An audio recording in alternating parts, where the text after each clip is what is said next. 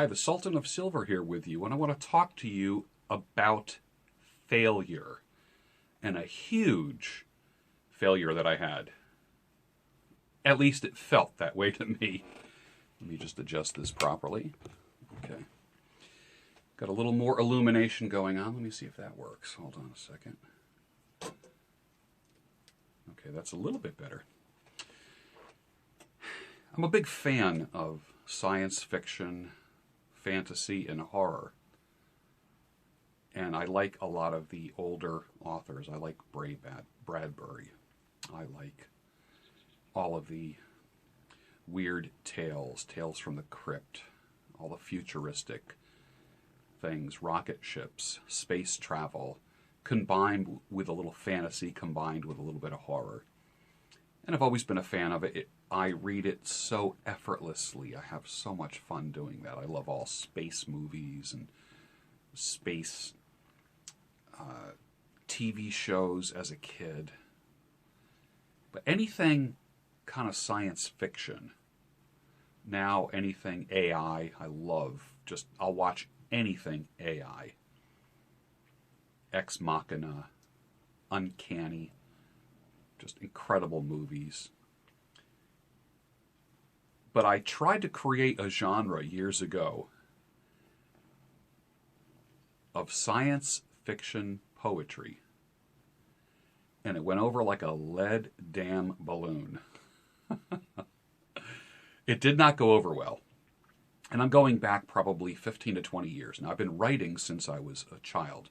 I started writing probably, I'm guessing at about 10, and recording things on a reel-to-reel tape recorder, reading out loud, practicing my vocal skills and so forth, voiceover, even as a young child. But when I tried to create this new genre of science fiction poetry, and I wrote several poems and were submitting them, and actually they just got laughed at. And I found one today on an external hard drive, and it's the only one that I found. And I printed it out, and I want to read it for you. And for me, it wasn't a failure. To everyone else, it was failure. For me, it was just risking in something. It wasn't very calculated. It was something that I enjoyed. And I read it, and I like it. You might like it too, or you might think it's weird. But let's check this out. This is called Life on the Moon. Science fiction poetry by George Bruno. 5, 4, 3, 2, 1. Blast off. The year is 2035.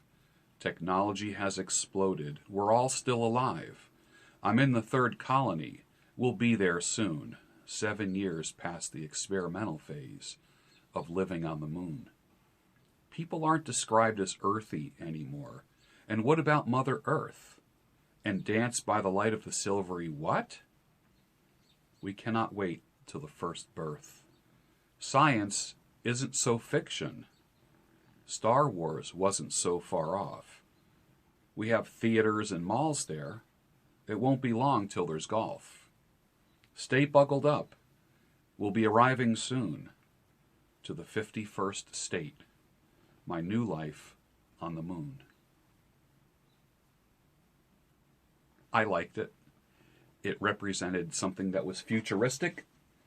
And now we're talking about intergalactic travel, space travel. And 20 years ago, it was science fiction. Now when I read the news, there's people that want to start colonies, actual colonies, on the moon, in space, on Mars. I've always said science fiction is very prophetic. But 20 years ago when I wrote Life on the Moon, I was laughed at. And did it hurt my feelings? No. I just knew I was being shunned by the poetry community, so to speak.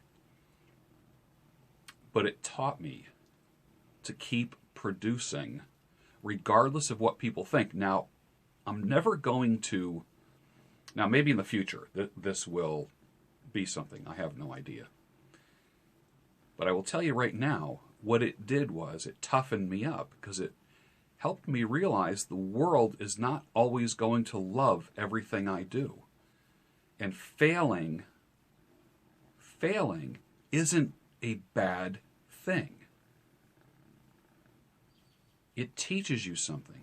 What can you extract from every time that you failed? What can you extract from being rejected? What can you extract from a failed marriage? What can you extract from parenting that didn't go so well? Think about that. There's a lot to learn. It's basically called Failure and Rejection University. I say that kind of tongue-in-cheek. But what can you learn? When you finally get to the point where you can look back on your failures and learn something from them, what is the takeaway? Then you're on to something. Think about that.